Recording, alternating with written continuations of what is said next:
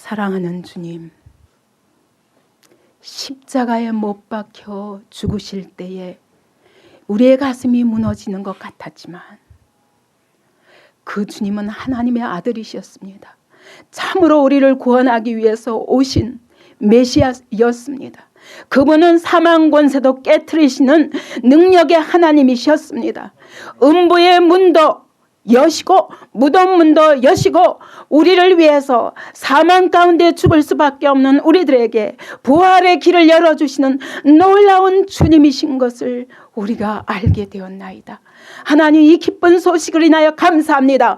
이 부활을 오늘 우리의 삶에서 부인하는 자로 살지 않게 도와주옵시고 이 부활을 우리의 삶으로 사는 믿음의 사람들 되도록 축복하여 주옵소서. 오늘 이 말씀 속에서 하나님이 우리에게 말씀하시고자 하시는 바를 믿음으로 붙잡을 수 있는 이 시간 되도록 축복하여 주옵소서. 미련한 입술을 성령으로 붙들어 주시고 미련한 귀를 성령으로 열어 주시옵소서. 이 시간을 온전히 주님께 의탁하오며 살아계신 예수님 이름으로 기도하옵나이다. 아멘. 가장 처참한 모습으로 십자가에 못 박혀 죽으신 주님이 부활하셨다는 소식이 들렸습니다. 여기 엠마오로 가는 두 제자 중에 한 사람은 글로바라고 18절에 말씀합니다. 근데 이 글로바는 요한복음에 나오는데 십자가 밑에서 주님의 운명하시는 모든 광경을 끝까지 지켜본 사람 중에 하나가 글로바의 아내였습니다.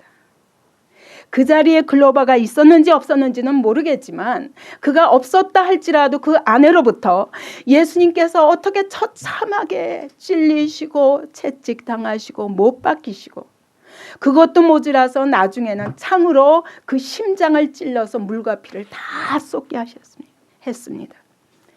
그 마지막 처참한 모습으로 운명하시면서 그분이 하신 모든 말씀도 그분의 모습도 아마 분명히 아내로부터 생생하게 들었을 것입니다. 들으면서 마음이 아팠을 것입니다. 아, 우리의 모든 것을 버리고 주님을 쫓았는데 그분이 드디어 이 땅에서 사라지셨구나. 그리고 슬픔과 아픔에 젖어 있었습니다. 그런데 이상한 소식이 들렸습니다. 새벽에 무덤에 달려갔던 여인들이 시체가 없어졌다는 것입니다. 빈 무덤을 확인했다는 것입니다. 그랬는데 그 빈 무덤에 천사들이 있었는데 그 천사들이 왜 살아난 자를 죽은 자 가운데서 찾느냐 하면서 그분이 부활하셨다고 말씀한 것입니다. 이해할 수 없는 일입니다. 베드로와 요한도 그래서 놀래가지고 그 여인들의 소식을 듣고 그리고 막 무덤에 달려갔습니다. 분명히 그 자리에 무덤은 비어 있었습니다. 예수님의 시체는 없었습니다. 모든 제자들이 놀라움에 빠졌습니다. 이게 어떻게 된 일인가? 근데 이 부활 소식을 듣고도 오늘 두 제자는 자기 고향으로 돌아가는 것입니다. 왜냐? 도무지 예수님의 부활이 가능한 일인가?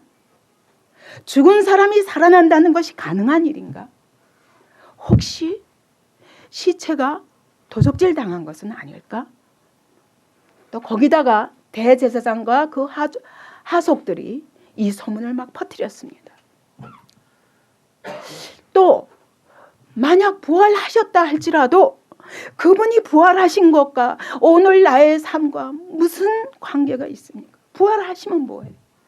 내가 오늘 모든 것을 버려두고 배도 버리고 그물도 버리고 다 집도 떠나서 고향도 떠나서 주님과 함께 이제까지 3년 동안 살면서 주님의 말씀에 순종하면 영광스러운 하나님의 나라가 세워질 줄 알았는데 지금은 우리가 함께 살 그분이 우리 앞에 안 계신 것입니다. 아, 이제 나는 내 인생이나 살아야 되겠구나.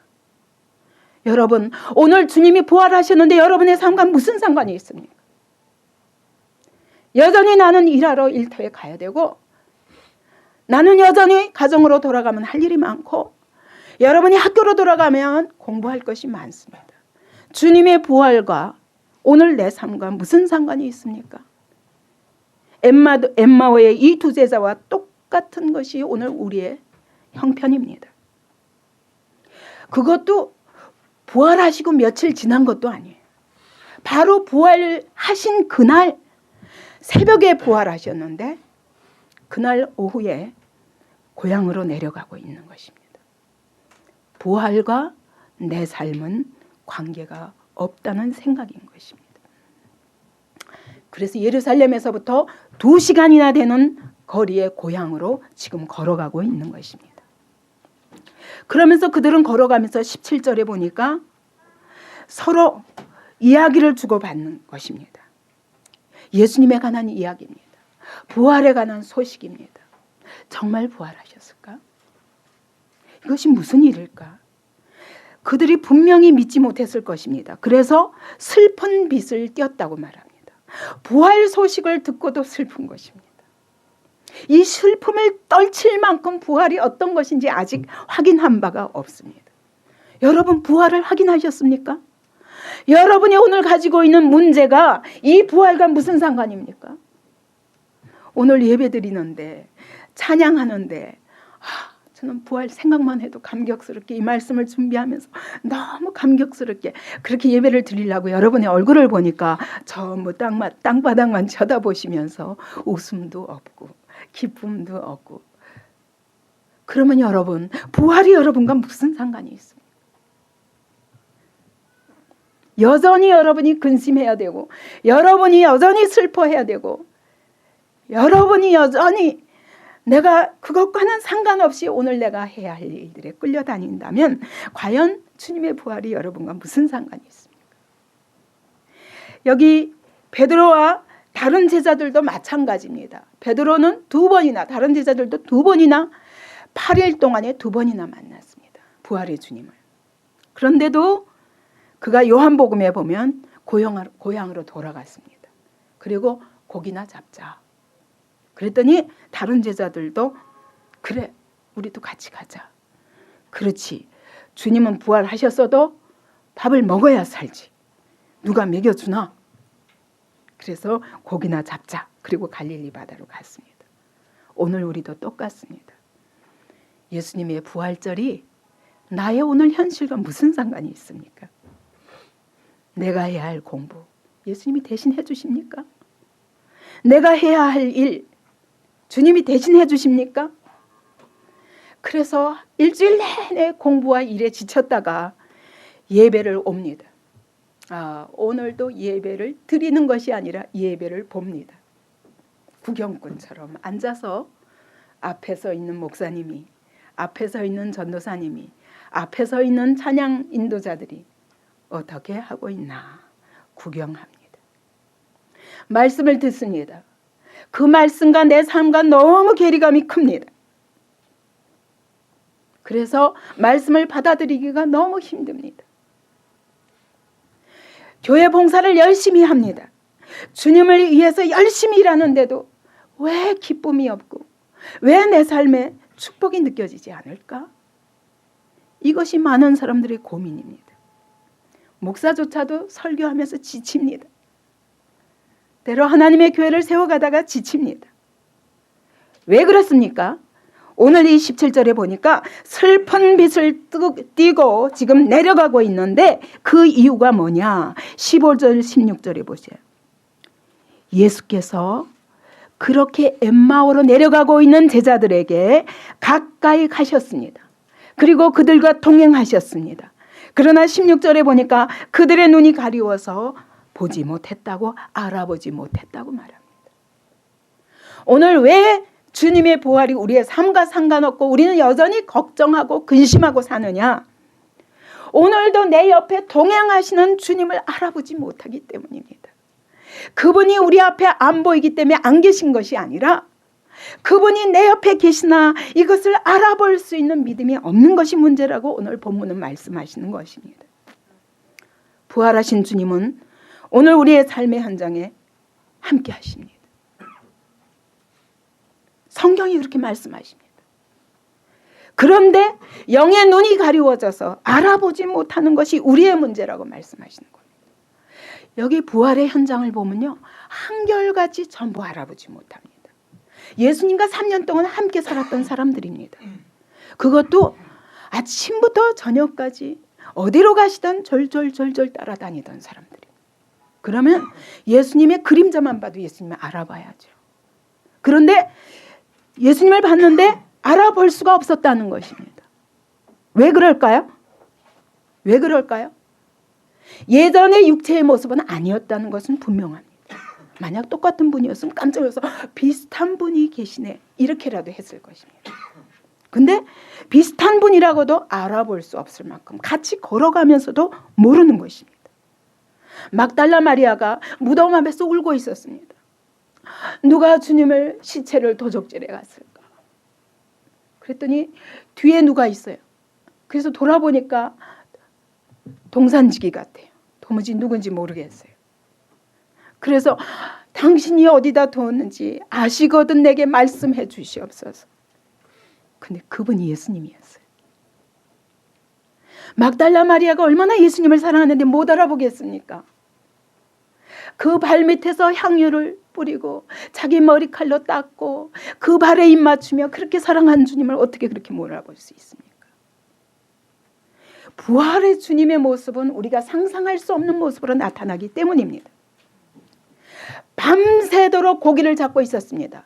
베드로와 제자들이 그 배에서 열심히 고기 잡고 있는데 저만치 바닷가에 누가 서 계십니다. 얘들아 고기 잡았냐? 물으셨습니다. 그런데 도무지 예수신 줄 알아보지 못했습니다. 제자들이 몇 명이나 있었는데 7명이나 있었습니다. 근데 하나도 알아보지 못했습니다. 오늘 예루살렘에서부터 엠마오로 내려가는 이 두 제자도 2시간 이상을, 이 거리가 2시간 이상 거리거든요. 2시간 이상을 함께 가는데도 절대로 알아볼 수가 없었다는 것입니다. 함께 얘기하고 얼굴과 얼굴을 마주보며 대낮에 이야기하고 있어도 알아볼 수가 없었습니다. 이 주님은 우리 보고 공부하지 말라고 말씀하시는 거 아닙니다. 이 부활의 주님이 우리 보고 내가 부활하시니까 너희는 일하지 말라 그런 얘기가 아니에요. 먹지 않고도 살 수 있으니까 굶어라 이렇게 말씀하시는 게 아니에요. 부활하신 주님은 베드로의 일터에 찾아오셨습니다. 찾아오셔서 베드로야 밤새도록 못 잡았느냐? 그러면 배 오른편으로 그물을 던져봐. 근데 베드로의 정말 귀한 부분은 그분이 누구신지를 모르고도 배 오른편에 밤새도록 해도 못 잡았는데 뭘 또 하라고 그게 아니라 그 말씀에 순종해서 또 내려보니까 너무 많이 잡혀가지고 이 그물을 배에 올릴 수가 없었어요. 그래서 배를 끌고 가는 거예요. 이 그물을 바닷속에 넣은 채로 그리고 끌고 가야만 됐습니다. 근데 그때 사도 요한이 저 멀리 계시고 새벽녘이기 때문에 잘 안 보이지만 물고기가 이렇게 잡히는 것 보고 예수님이다. 베드로가 놀래가지고 그냥 바다에 풍덩 빠졌어요. 이 배를 질질 끄고 그물을 끌고 가서 주님을 만나기 너무 급한 거예요. 주님 너무 보고 싶어서 막 뛰어갔습니다. 물속에서 막 헤엄치고 갔습니다. 갔더니 주님이 식사를 차려놓았습니다. 떡을 준비해 놓으시고 그리고 생선을 숯불에 구우시면서 얘네들아 와서 조반을 먹어라. 이것이 주님이에요. 주님은 오늘 우리가 먹고 싶으면 여러분 조반을 준비해 주시고 우리가 일터에서 일이 안 되면 그물을 오른쪽으로 내려라 왼쪽으로 내려라 이렇게 말씀하시면서 내가 내 힘으로 할 수 없는 놀라운 일을 우리의 일터에서도 행하시는 주님이라고 오늘 말씀하시는 거예요.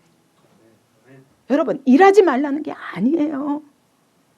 여러분의 일터에서 부활의 주님이 계신 것을 보라는 것입니다. 알아보라는 것입니다. 사람만 쳐다보지 말고 일만 쳐다보지 말고 내 일터 안에서 들어오셔서 일하시는 그 주님을 좀 바라보라는 것입니다. 너 혼자 공부하지 말고 내가 공부할 때 그 옆에서 지혜를 주시는 그분을 알아보라는 것입니다. 눈 좀 뜨고. 내 지혜와 내 능력으로 하는 것 가지고는 안 되니까 이 부활의 주님을 내 삶 속에 모셔드리라는 것입니다. 엠마오의 두 제자도 2시간가량을 집으로 내려가는 길에 전혀 그분인지 알지 못했습니다. 가는 길에 이들이 이렇게 근심하니까 주님이 안타까워서 말씀하십니다. 성경 가지고 풀어주십니다. 그러면서 이 성경에 이미 예수님께 대해서 다 말씀하신 것들을 풀어주실 때 그때 그들의 가슴이 뜨거워졌습니다. 그래도 주님을 알아보지 못했어요. 여러분, 이 부활 사건은 우리가 죽어서 죽음 이후에 부활할 것을 말씀하시는 게 아니에요. 예수님의 부활이 이 땅에서 일어났다고요. 부활하신 주님이 식사 자리에 찾아오셨습니다.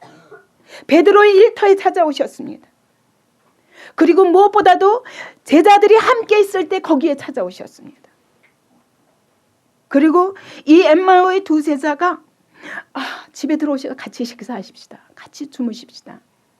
식사 자리에서 함께 하셨습니다. 여러분의 학교에서 부활의 주님이 함께 하십니다. 여러분의 직장에서 주님이 함께 하십니다. 여러분의 사업장에서 이 부활의 주님이 옆에 계신 것 좀 알아채라고 말씀하시는 것입니다. 무엇보다도 두세 사람이 예수의 이름으로 모인 이곳에 함께 계심을 믿음으로 바라보라는 것입니다. 여러분, 이 자리에 예배하러 올 때, 예배 드리러 올 때 여러분 부활의 주님을 만날 것에 대한 소망을 가지고 오십니까? 아니면 이 앞에 있는 목사님이 또 오늘은 무슨 말 하나 길어지지 않을까 이런 걱정하면서 혹시 오시지 않습니까? 여러분, 예배의 자리는 부활의 주님이 어디보다도 늘 함께 하시는 곳입니다. 예수 이름으로 모인 곳에 내가 그들 중에 있으리라. 두세 사람이 모여도 그들 중에 있으리라. 이 주님을 바라보시기 바랍니다. 부활은 여러분 일상 삶 가운데서 나타난다고 말씀하는 거예요. 베드로의 일상 삶, 주님의 부활이 나와 상관없는 것 같아서 고향으로 내려가서 갈릴리 바다에서 고기 잡고 있었는데 그 자리에 그 일상 가운데 찾아오시는 분입니다. 고향 엠마오로 돌아가는데 그 길에 함께 하시는 주님이십니다. 식사 자리에 함께 하시는 주님입니다. 여러분, 일상 중에 일상이 뭐예요? 하루에 밥 3끼 안 먹고는 안 돼요. 그죠? 일상 중에 일상이 식사 자리. 여러분이 식사할 때 그 자리에 주님이 계신 것을 보라는 것입니다. 부활의 주님이 거기 계시다는 것입니다. 부활하신 새벽 무덤을 찾아간 여인들에게 천사가 말합니다. 어찌하여 살아있는 자를 죽은 자 가운데서 찾느냐? 그러면 여러분, 죽은 자와 살아있는 자의 차이가 뭡니까? 살아있는 자는 우리의 삶 속에 들어와서 일하시는 것입니다. 죽은 자는 아무것도 하실 수 없어요. 예수님이 죽음으로 끝났으면 여러분, 예수님 가만히 계십시오. 왜냐하면 그분은 무덤 속에 계시기 때문에 우리가 주님을 위해서 뭔가 일해야 됩니다. 그죠? 근데 만약 주님이 부활하셔서 오늘 우리 삶 가운데서 일하신다면 우리는 주님을 위해서 아무것도 할 것이 없습니다. 오히려 주님이 우리 삶 속에 들어오셔서 우리를 위하여 일하시는 분이라는 것입니다. 왜 살아있는 자를 죽은 자 가운데서 찾느냐? 왜 그분을 죽은 자처럼 취급하느냐? 그분이 오늘도 살아계셔서 내 삶 속에서 역사하시는 주님을 알지 못하느냐라고 말씀하시는. 여러분, 이 엠마오의 두 제자가 주님이 부활하신 거 알았어요, 몰랐어요? 알았어요, 몰랐어요? 알았어요. 어떻게 알았어요? 어떻게 알았어요? 두 여인의 증언을 들었고 그리고 제자들의 증언을 들었습니다. 거기다가 그분이 메시아라는 것도 알았어요. 21절에 보니까 이스라엘을 속량할 자라고 바라노라. 난 이제까지 그분이 메시아라고 쫓아다녔다는 것입니다. 그분은 확실하게 성경 지식을 알았다는 것입니다. 예수님이 내가 죽었다가 사흘 만에 부활하리라 이 말씀도 들어서 알고 있어요. 그리고 동행하시는 주님이 말씀을 설명하실 때 막 가슴이 뜨거워졌습니다. 가슴이 뜨거워지는 체험을 한 것이. 여러분, 성경을 묵상하다가 가슴이 뜨거워집니다. 부활의 주님인 줄 알아채시기 바랍니다. 예배 중에 가슴이 뜨거워졌습니다. 여러분, 그것은 목사님이 말 잘해서가 아니라 부활의 주님이 이 자리에 계신 것을, 여러분을 만지고 계신 것을 알아채라는 것입니다. 수양회 때 설교 듣다가 기도하다가 가슴이 뜨거워집니다. 그러나 이 엠마오의 두 제자는 그럼에도 불구하고 그분이 주님이신 줄은 몰랐습니다. 근데 31절에 보니까 드디어 그분이 식사하실 때에 이 떡을 가지고 축사하시면서 떼어주시는 걸 보고, 늘 이제까지 3년 동안 그분이 축사하시고 떼어주실 때 그분이신 것을 알았던 그 모습을 보고서야 비로소 눈이 밝아져서 그인 줄 알아보더니 라고 말씀합니다. 여러분, 가슴이 뜨거워져도 여러분 그인 줄 모를 수 있다는 거예요. 그래서 가슴이 뜨거워지는 것으로 만족하시면 안 됩니다. 여러분, 가슴이 뜨거워져도 그분이 주님이시라는 것까지 나아가야 우리의 신앙이 정말 부활 신앙이 되는 것이고, 부활을 우리의 삶 속에 끌어들여서 살 수 있는 믿음의 사람이 될 수 있는 것입니다. 그런데 오늘 많은 그리스도인들이 여러분 예배드리면서도 이 가운데 계신 주님을 만나지 못합니다. 여전히 그렇기 때문에 근심과 슬픔과 걱정과 마음의 고통과 절망과 이런 데서 헤어나오지 못하고 늘 일과 공부와 세상에서의 모든 그런 성취에 모든 마음을 두고 뺏기는 것입니다. 여러분, 이 자리에서는 다 내려놓으십시오. 그리고 부활의 주님을 만나시기 바랍니다. 아멘. 그때부터 여러분의 한 주간이 달라집니다. 여러분, 옆에서 설명하시고 목사의 입술을 통해서 말씀하시는 분이 살아계신 부활의 주님이신 것을 믿으시기 바랍니다. 그렇게 받으실 때 여러분의 다음 일주간은 전혀 다른 한 주간이 될 수 있다는 것입니다. 근데 왜 이 사람들이 이때까지 못 알아봤을까? 그것이 바로 오늘 우리가 못 알아보는 이유이기도 합니다. 2시간 동안 같이 주님과 동행하면서도 알아보지 못한 것을 보면 절대로 부활의 주님은 눈으로 본다고 해서 알아지는 건 아니라는 것이에요. 그죠? 눈으로 보면서도 알 수가 없었다는 거예요. 오늘 우리가 눈으로 보는데 그냥 옆에 친구일 뿐이에요. 뭔가 낯선 사람일 뿐이에요. 우리 눈으로 본다고 알아봐지는 것이 아닙니다. 다른 사람의 간증을 들었다고 그래서 알아지는 게 아니에요. 듣고 그걸 믿음으로 딱 붙잡으면 되는데, 여인들의 증거와 두 제자가 빈 무덤을 증명했고, 그 다음에 여러분 성경 지식, 성경 말씀이 생각나거든 딱 믿음으로 붙잡아야만 됩니다. 천사들이 살아났다고 그렇게 말씀했으면 이걸 딱 붙잡아야 돼요. 예수님이 3번이나 예언하신 것을 설마 이때까지도 모르겠어요. 부활하셨다 그랬는데도 기억을 못할 수 있으니까. 그런데 여러분, 그 부활, 그 약속을, 하나님의 약속을 붙잡지 못하는 거예요. 믿음으로 붙잡지 못하는 거예요. 히브리서에 보면은 너희가 하나님의 말씀을, 복음을 듣고도 믿음으로 화합지 아니하였느니라고 말씀합니다. 그게 뭐냐면 말씀을 듣긴 들었어요. 알기도 알아요. 근데 내가 꽉 붙잡고 이것을 견고하게 그 말씀 위에 나를 세우지는 않는다는 거예요. 그렇기 때문에 알아볼 수가 없는 것입니다. 말씀을 딱 붙잡고 여러분 거기다가 나를 믿음으로 딱 세우면요, 아, 부활의 주님이구나 알아집니다.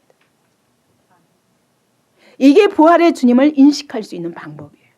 말씀을 꽉 붙잡아야 됩니다. 이 하나님의 말씀을 진리로 받아들여서 단순하게 아멘 하면 되는데 그걸 안 하기 때문에 여기 25절에 보니까 예수님 뭐라 그래요?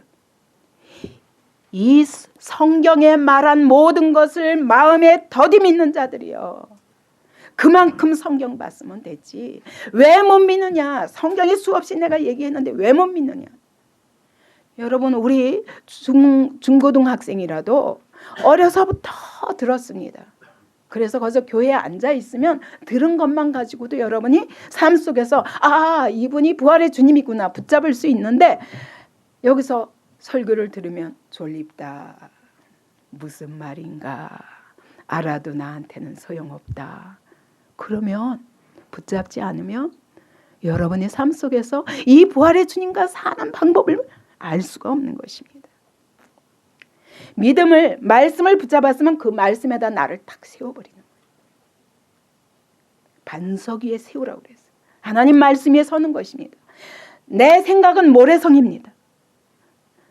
내 감정은 모래성입니다. 이 세상 이론은 모래성입니다. 근데 거기다가 모든 걸 세워요. 그러니 그 내 감정과 내 생각과 내 이론과 세상 이론과 세상 풍속과 이런 것들에 나를 세우니 하나님의 말씀을 세우려니 무너지죠. 안 믿어지는 겁니다. 그러면 뭐 누구 간증을 들어도 소용없고 어떤 설교를 들어도 소용없는 거예요. 성경을 아무리 읽어도 소용없는 것입니다. 여러분이 꼭 체험해야만 되겠습니까? 도마가 그랬어요. 11제자들이 다 보았어요. 다 부활하신 예수님이 찾아오셨습니다. 근데 하필이면 그때 도마가 없었어요. 11제자들이 자기를 빼놓으면 10제자죠. 그죠? 10제자들이 말하는데도 도마가 뭐라고 그러냐면 나는 못 믿겠다. 내가 예수님의 못 박힌 손에다가 내 손가락을 넣어보기 전에는, 그리고 그 창에 허리 찔린데 거기 내 손가락을 넣어보기 전에는 절대로 못 믿겠다 그랬어요. 꼭 내가 넣어봐야 되겠어요. 아니면 말씀으로 족하겠어요. 그런데 주님이 이렇게 못 믿으니까 도마에게 찾아오셨어요. 깜짝 놀랐어요. 꼭 그래야만 믿겠어요. 말씀하시고 다른 사람들이 증거하면 믿어야 돼요. 어떤 사람은 제가 복음 전하면 그럽니다. 아니 내가 뭐라고 이제까지 수천 년 동안 수많은 사람들이 이 복음을 믿고 그리고 예수님 앞에서 그렇게 생명을 걸고 그리고 살아갔는데 내가 뭐라고 이제부터 시험하겠냐 이러면서 예수 믿겠다고 이러는 사람도 있더라고요. 그래서 제가 그런 사람은 주님이 참 예쁘게 여기실 거예요. 그런 사람은 믿음이 쏙쏙 들어가게 되어 있습니다. 예수님이 말씀하십니다. 네가 본고로 나를 믿느냐? 보지 못하고 믿는 자가 복이 있다. 여러분 보지 못하고 하나님의 말씀 가지고 믿으시기 바랍니다. 그 말씀 위에 내 믿음을 세우시기 바랍니다. 그러면 여러분의 삶에서 부활의 주님을 만날 수 있습니다. 이것은 체험해 본 사람만이 알아요. 아무것도 보이지 않습니다. 보이지 않지만 말씀을 붙잡고 주님 이렇게 말씀하시니 그 말씀 앞에 제 모든 것을 걸겠습니다. 주님, 부활하신 주님으로 내 삶에서 일하여 주옵소서. 이렇게 말할 때 여러분 삶 속에 주님의 권능이 나타나는 거예요. 이것이 부활의 주님과 함께 사는 방법입니다. 여기 마음이 뜨거워지는 체험을 했을 때 이미 말씀을 들을 때 주님께서 설명해 주실 때 성령께서 역사하니까 마음이 뜨거워진 것이에요. 그래서 그는 그 뜨거워진 마음을 가지고 거기서 그칠 수 있어요. 왜냐하면 여기 보니까 28절에 보니까 예수는 더 가려 하는 것 같이 하시니 그랬어요. 이제 집에 다 다다른 거예요. 그랬는데 예수님이 그냥 아주 손님처럼 가시려고 그러는 거예요. 왜 그러실까요? 주님이 이 제자들이 끝까지 알아보기를 원하실 텐데 왜 그분이 가시려고 그럴까요? 이건 시험이에요. 더 사모하고 끝까지 주님을 영접하고 싶어 하는가 아닌가 시험하는 거예요. 그래서 그분은 그냥 가시는 것처럼 하니까 이 두 제자가 깜짝 놀라서 저기 누군지도 모르면서도 오늘 우리 집에 유하십시다. 근데요 어떻게 했냐면 강권했다고 그랬어요. 안 돼요. 가시지 마세요. 가시지 마세요. 우리 집에서 주무시자니까요. 주님은 가시려고 그랬는데 막 막았어요. 끌어잡아 당겼어요. 여러분 이때 누가 생각납니까? 전 아브라함이 생각나더라고요. 아브라함이 새 나그네가 지나가고 있었습니다. 근데 날이 너무 뜨거워요. 자기는 이렇게 장막 앞에 앉아 있다가 날이 뜨거운데 저 새 나그네가 지나가는 거예요. 막 그분을 강권해가지고 이분이 그냥 가시려고 세 분이 그냥 가시려고 그러니까 땅에 엎드려서 무릎을 꿇고 절을 하면서까지 우리 집에 제발 들어오십시오. 그리고 쉬었다 가십시오. 이렇게 날이 뜨거운데 이 그늘에서 좀 쉬시고 가십시오. 근데 그분이 누구였어요? 그분이 누구였어요? 하나님이 보내신 사자들이었어요. 그분들에게 떡을 구워드리고 여러분 송아지를 잡았어요. 송아지를. 소도 아니고 송아지예요. 이제 이 송아지 잘 키우면요 몇 마리나 더 낳을 수 있다니까요. 근데 고기 중에 최고의 고기인 송아지를 잡아가지고 이 세 분 낯선 나그네들에게 대접한 거예요.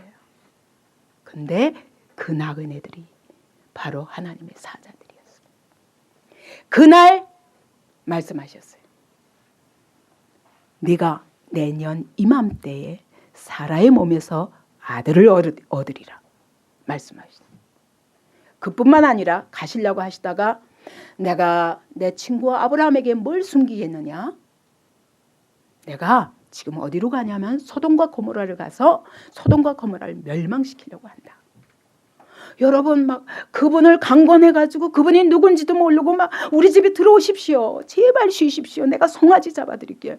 이렇게 대접했는데 그분이 하나님이셨다고요. 그래가지고 그날 사라에게서 아들이 나리라는 약속을 받았고 그리고 소돔과 고모라를 멸망시키러 가신다는 말씀을 듣고 그때부터 중보기도 한 거예요. 우리 롯을 구해주시옵소서. 끝내 하나님이 그 조카 롯의 가족을 구원하십니다. 여러분 우리는 주님이 가시고자 이것이 누구든지 결국 주님은 두 가지로 일하십니다. 사람의 모습으로 나타나시든지 아니면 말씀으로 나타나시든지. 그래서 여러분 사람을 주님 섬기듯 하라고 하는 거예요. 여러분 사람을 섬기다가 주님을 섬기게 되는 것입니다. 말씀을 섬기다가 주님을 섬기게 되는 것입니다. 왜냐하면 말씀이 곧 하나님이시니라. 여러분 오늘 말씀에 대한 성경 말씀에 대한 자세는 곧 하나님께 대한 자세예요. 그래서 아브라함은 지나가는 나그네를 영접하다가 하나님을 영접했고 놀라운 약속을 받게 되는 것입니다. 글로벌하는 사람이 이렇게 말했어요. 교회가 예수님을 확실히 영접할 때마다 거기에는 항상 부활이 있다. 교회가 확실하게 주님을 영접해 모셔드릴 때마다 거기에는 부활이 나타난다는 거예요. 여러분 어저께 우리 김영규 선생님이 영접하셨습니다. 눈으로 보이는 건 아무것도 없습니다. 거기에 부활의 주님이 나타나신 것입니다. 복음을 전할 때 부활의 주님이 나타나셨고 여러분 그때 말씀을 영접한 것이 바로 주님을 영접한 것입니다. 이것이 믿음의 삶이에요. 그래서 여러분 교회가 예배 드릴 때마다 부활의 주님을 모셔드려야 됩니다. 주님 내게 오시옵소서. 주님 이 교회 안에 임재하시옵소서. 여기서 주님의 영광을 드러내 주시옵소서. 그럴 때 주님이 이 가운데서 부활의 역사를 드러내시는 거예요. 여러분 여기 아픈 사람이 있습니다. 나는 능력이 없습니다. 그러나 여러분 우리는 부활의 주님이 일하실 것을 믿습니다. 예수의 이름으로. 그래서 그를 붙잡고 주님 고쳐 주시옵소서. 예수의 이름으로 명하노니 모든 어둠의 세력아 질병아 떠나가라. 주님 깨끗게 하여 주옵소서. 예수의 피로 씻으시고 깨끗게 하여 주옵소서. 그때마다 부활의 주님이 고쳐주시는 역사가 나타나는 거예요. 이게 믿음입니다. 이게 부활의 주님과 함께 사는 신앙입니다. 우리 부활의 주님은 우리의 일상 속에서 살아 역사하십니다. 여러분의 삶 속에서 일하시는 것을 믿으시기 바랍니다. 그래서 부활을 입술로 고백만 하지 마시고 삶으로 사시기 바랍니다. 여러분의 일상의 삶 가운데서 일하신다는 거예요. 그래서 시편 116편 9절에 보면 새 번역에 이렇게 말씀하십니다. 내가 살아있는 동안 주님 보시는 앞에서 살렵니다. 부활의 신앙은 뭐냐? 여러분 이 땅에 사는 날 동안 이 다음에 죽어서 내세에 부활하는 것이 아니라 이 땅에 살아있는 동안 살아계신 주님 앞에서 내가 살겠습니다. 그게 부활신앙. 그래서 여러분 보이든 보이지 않든 그분 앞에서 사는 겁니다. 그분의 말씀 앞에서 사는 것입니다. 사람들 앞에서도 그분 앞에서 사는 것입니다. 여러분 여기 어린아이들이 있다고 아무 말이나 하지 마세요. 그들 통해서 주님이 들으십니다. 우리의 입술의 고백을 주님이 들으십니다. 오늘 어떤 자리에서 어떻게 사느냐 주님은 보십니다. 사람을 통해서 보시기도 하고 지극히 작은 자 하나에게 한 것이 내게 곧 내게 한 것이니라. 여러분 혹시 거지라 지나가는 거지라 할지라도 주님 앞에서 하는 것입니다. 우리는 살아가다 보면 우리가 그리스도인이라는 정체성을 잊어버리고 하나님과 내 삶과 너무 거리가 있어 보이고 내가 만나는 사람들과 하나님 사이에 너무 거리가 있어 보여서 나와 하나님 사이가 단절되었다고 생각하기 쉽습니다. 그러다 보면 말만 남습니다. 입술의 고백만 남습니다. 그것은 믿음이 아닙니다. 하나님과 일상이 분리될 수 없는 것입니다. 우리의 삶에서 신앙이 빠져나가면 여러분 이미 그것은 죽은 신앙입니다. 신앙은 삶인 거예요. 입술의 고백이 아닌 것입니다. 부활신앙이란 뭐냐? 그분이 지금 살아 여기 계신다. 이게 부활신앙입니다.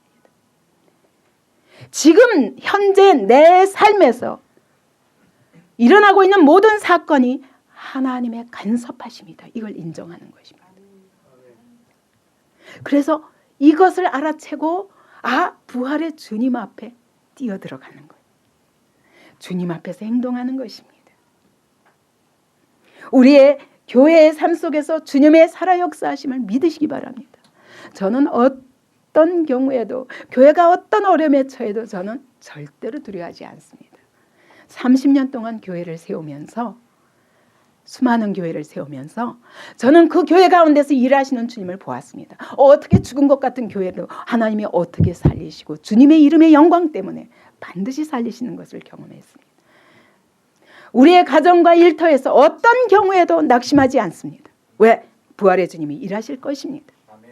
다만 내 마음의 중심의 그분을 모시고 내 삶의 중심의 그분을 모시는 것이 중요한 것입니다. 그분께 기회를 내드려야 돼. 그분께 자리를 내드려야 돼. 내가 그분이 개입할 사이 없이 내가 운전대 붙잡고 사는 한 여러분의 삶에 절대로 부활의 능력이 나타날 수 없습니다. 이 부활의 주님이 우리의 삶에 나타난다는 것은 여러분 죽음의 권세도 이기신 주님이 우리 삶에 어떤 문제든 이기지 못할 것이 없다는 것을 의미합니다. 죽을 몸도 살리실 것입니다. 이것을 안 바울은 내가 어찌하든 이 부활에 이르기 위해서 그는 모든 것을 잃어버리기로 했다. 모든 것을 배설물로 여기기로 했다. 내가 어찌하든 고난에 참여하기로 했다. 여러분 십자가가 힘듭니까? 십자가는 힘든 것이 아닙니다. 지난 금요일날에도 설교했지만 십자가의 즐거움을 누리시기 바랍니다. 왜냐하면 고난에 참여하고 십자가에 참여하는데 부활이 나타나는 거예요. 여러분 죽지 않고는 부활이 나타나지 않습니다. 우리의 삶에 고난이 없이는 영광도 없습니다. 그렇기 때문에 우리에게 당하지는 모든 고난과 십자가는 영광의 전조입니다. 전조입니다. 기뻐하시기 바랍니다. 그렇기 때문에 바울은 날마다 내가 죽노라 했어요. 왜? 내가 죽어야 부활의 주님이 나타나니까. 이게 부활신앙입니다. 이 부활의 주님을 만난 결과 이 제자들은요. 이 기쁨을 견딜 수가 없었어요. 이 기쁨을 견딜 수 없어서 예루살렘에서부터 지금 2시간 걸려서 그 밤까지 그렇게 왔는데 주님을 알아본 순간 견딜 수 없는 거예요. 거기서부터 뛰어서 다시 예루살렘으로 달려가는 것입니다. 어디로? 제자들이 모여있는 공동체로. 여러분 부활의 주님을 만난 사람은 절대로 혼자 있을 수 없어요.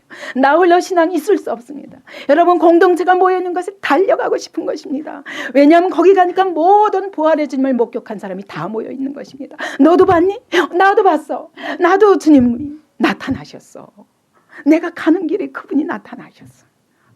기뻐하며 막 증거하는 것입니다. 부활은 개인적인 체험보다는 주님이 늘 함께 있는 자들 속에 나타나십니다. 그죠? 여인들 틈에 나타나셨습니다. 제자들이 방에 있을 때 모여 있을 때 나타나셨습니다. 여기도 두 제자 두 사람이라도 함께 있을 때 나타나신 것입니다. 바울이 다메섹 도상에서 혼자 만나지 않았냐? 그렇지만 그 자리에 함께하는 사람들이 많았습니다. 다만 그들은 부활의 주님을 몰라보고 빛만 보았고 소리만 들었습니다. 이 공동체 속에 들어오셔서 주님은 어떻게 하시냐? 이렇게 모여있는 제자들의 공동체 이 속에 들어오셔서 말씀하시기를 요한복음에 보면 숨을 내쉬면서 성령을 받으라. 아버지께서 나를 보내신 것 같이 나도 너희를 보내노라. 이제 너희가 부활의 증인으로 나가라. 나가라. 세상에 나가서 증거해라. 나도 너희를 보내노라. 성령의 능력을 부어주시며, 이것이 바로 성령입니다. 성령을 부어주시며, 자 성령 받으라 말씀하시며, 그들이 성령의 능력을 받고 땅끝까지 이르러 예수의 증인으로 살 수 있도록 그분을 내보내시는 것입니다. 여러분, 이 주님을 만나야 우린 세상에 나가서 이기고 정복하고 승리할 수 있습니다. 이와 같이 항상 주님의 임재를 느끼는 사람은 여러분 어떤 상황 속에서도 기뻐할 수밖에 없어요. 그래서 항상 기뻐하라고 말씀하시는 거예요. 다시 말하면 여러분 항상 기뻐할 수 없으면 예수님의 임재 속으로 들어가라, 그 말과 똑같아요. 들어가면 기뻐집니다. 그분의 임재 속에 들어가면 그분의 살아계심을 체험하면서 그분의 부활 능력을 체험하면서 기뻐지는 것입니다. 오늘 이 기쁨이 우리의 기쁨이 되기 바랍니다. 이 주님과 함께 세상에 나가서 성령의 능력으로 세상에 예수의 부활을 증거하는 우리가 되기를 바랍니다. 그리고 이 세상에 소망을 주는 하나님의 교회가 되기를 원합니다. 이 시간에 같이 기도하십시다. 주님, 그동안에 입술로 고백하면서 이 부활의 주님과 함께 사는 삶을 살지 못했어요. 주님, 우리의 이 미련함을 용서하여 주옵소서. 이제 주님 앞에서 살기 원합니다. 말씀을 붙잡음으로, 그리고 내 앞에 있는 사람들 앞에서 마치 주님 앞에서 사는 것처럼 말하고 고백하는